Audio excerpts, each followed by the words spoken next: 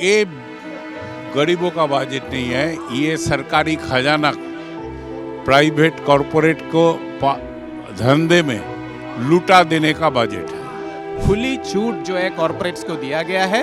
लेकिन उससे आप देखिए कि जो मजदूर वर्ग है, जो लोअर मिडिल क्लास है, जो सैलरी पर्सन है, उसकी कोई इसमें इजाफा नहीं है। आपको जो एसेंशियल सर्विस सेक्टर है उसमें कोई इन्वेस्टमेंट की बात नहीं आ रही है।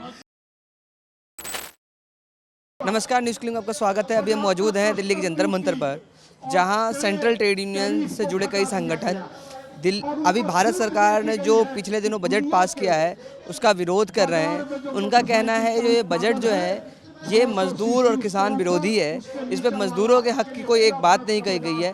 इसके खिलाफ ये लोग प्रदर्शन कर रहे हैं और ये सांकेतिक प्रदर्शन है। इसके अलावा इस प्रदर्शन सरकार अगर इनकी मांगों को बजट में सम्मिलित नहीं करती है तो आने वाले दिनों में इस तरह के विरोध प्रदर्शन देशव्यापी होंगे और बड़े विरोध प्रदर्शन किए जाएंगे।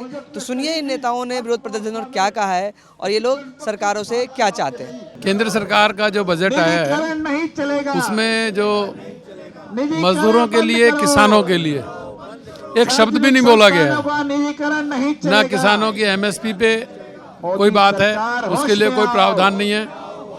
और मजदूरों के लिए जो पुरानी पेंशन है, भर्ती पे पाबंदी है, दूसरी चीज़ें हैं, इनके लिए बजट में जो प्रावधान रखना चाहिए था उसमें कोई बजट में कोई प्रावधान नहीं है। और दूसरी तरफ जो मनरेगा, शिक्षा, रक्षा और जो स्वास्थ्य है, ऐसी दूसरी जो सोशल सिक्योरिटी है, सामाजिक योजनाएं हैं, उनके बजट में कोई बढ़ोतरी नहीं की गई है। शिक्षा का निजीकरण, नौकरी का ठेकाकरण, ये जो बजट में जो दिखाई देता है, तो इसलिए सीआईटी और दूसरी तमाम नेशनल ट्रेड यूनियन ये मानती हैं कि इस बजट के बाद मजदूरों का शोषण और बढ़ेगा, किसानों का शोषण और बढ़ेगा। आम जनता के लिए बजट में कुछ है ही नहीं, तो आम जनता का बजट कहाँ होगा। ये बजट बड़े औद्योगिक घरानों के लिए, बड़े पूंजीपतियों को ध्यान में रख करके बनाया गया है। महंगाई से आम जनता को राहत नहीं दी गई, बेरोजगारी से जूझ रही जनता के लिए जो है रोजगार के कोई साधन उपलब्ध नहीं कराए गए। तो आम जनता का बजट ये कहाँ से हो गया है। तो सरकार ने जो बजट पेश किया है इससे जो महंगाई और बढ़ेगी, बेरोजगारी बढ़ेगी। शिक्षा के क्षेत्र में जो उन्होंने कोई प्रावधान नहीं किया है कि शिक्षा की जो हालत होती जा रही है कि गरीब आम आदमी किस तरह अपने बच्चों को पढ़ाएगा, उस संबंध में कोई कुछ नहीं कहा गया। स्वास्थ्य के बारे में कुछ नहीं कहा गया। तो पूरी तरह जनविरोधी बजट है जिसका जो हम लोग विरोध कर रहे हैं और सरकार के खिलाफ जो है आज सड़कों पर हैं। आपको ये पूरे हिंदुस्तान में जो आपको हेल्थ हुआ, आपको जो रेलवे हुआ, आपको कोई भी आप सेक्टर ले लीजिए, आप सीपीडब्ल्यूडी ले लीजिए, आपको 80% जो वर्कर हैं ठेका कर्मचारी हैं। इसमें भी आपको कोई भी जो उनके हित में कुछ भी करने के लिए नहीं आया है।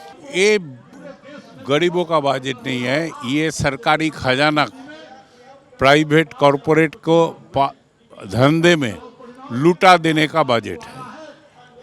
गरीबों को खाते में जो भी है, एजुकेशन बोलो, स्वास्थ्य खाते में बोलो, बाकी जो मनरेगा बोलो, सब में कटौती हुआ है। अगर महंगाई का दर को हिसाब में लिया जाए, इन रियल टर्म सारे खाते में कटौती हुआ। तो सारे खाते में कटौती भी हुआ और बोलता है गरीबों का बजट। दोनों बात एक साथ कैसे चल सकता है।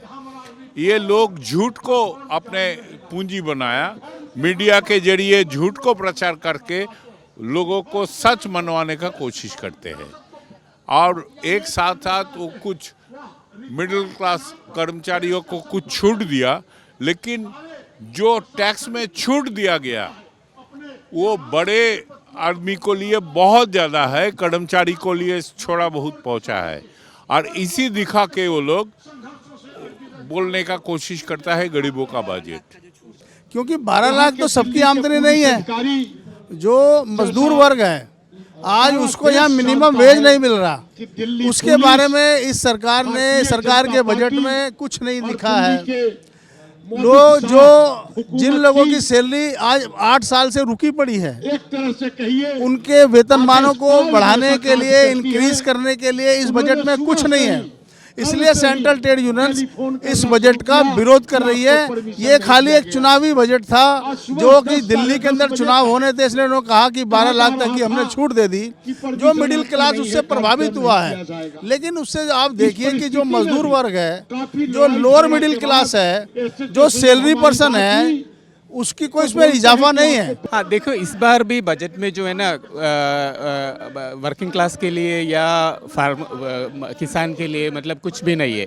वो तो हमें पहले भी पता था कि मतलब 2014 से जब से ये एनडीए सरकार आया हुआ है, तब से जो है ना वो जो उनका नीतियाँ जो है पूरी की पूरी तरह से मतलब एलिट्स, रिच के लिए और कॉरपोरेट्स के लिए ही है। इस बार भी क्या हुआ है कि मतलब अभी इकोनॉमिक सर्वे में इस बार ये बजट के पहले जो इकोनॉमिक सर्वे आया था, इस इकोनॉमिक सर्वे में साफ साफ बोला दिया गया कि मतलब देखो लोगों का मजदूरी जो है पैंडेमिक लेवल से पहले जो था वो अभी तक वहाँ तक पहुँचा नहीं है। ठीक है, फिर भी एक जो है ना लोग सोच रहा था कि मतलब देखो इतना मंदी चल रही है, मंदी के अंदर एक एक्सपेंशनरी बजट होगा, उसमें आप जो है ना आपकी फिस्कल डेफिसिट ये सारा नॉर्म्स को छोड़ के थोड़ा एक्सपेंडिचर सरकार करेंगे, तो फिर ये सारा छोड़ के इस बार भी जो है खुली छूट जो है कॉरपोरेट्स को दिया गया है। और ये जो खुली छूट को जो है ना कैसे रेवेन्यू जनरेट करेगा सरकार, वो है नेशनल मोनेटाइजेशन पाइपलाइन के द्वारा। नेशनल मोनेटाइजेशन पाइपलाइन के द्वारा 10 लाख करोड़ जो है मोबिलाइज करने का अभी एक लक्ष्य दिया हुआ है। और इसका मतलब एक खुली मतलब सारे आपकी पब्लिक सेक्टर का पूरी की पूरी लैंड है वो पहले से ही बेच दिया है कॉरपोरेट्स के हाथों में। अभी वो एक एग्रेसिव तरीके से वो बेचने की प्लान है। और वो बहुत सारा दूसरी भी नीतियाँ इस बार पेश किया है, जैसे एफडीआई इंश्योरेंस सेक्टर में एफडीआई जो है ना 100% करा दिया है इस बार। और भी बहुत सारे हैं, मतलब सोशल सेक्टर स्पेंडिंग तो बहुत कम ही किया हुआ है इस बार भी जो है ना। जैसे अभी आपका इन्फ्लेशन चल रही है उसी के हिसाब भी प्लान फंड्स दिया भी नहीं है।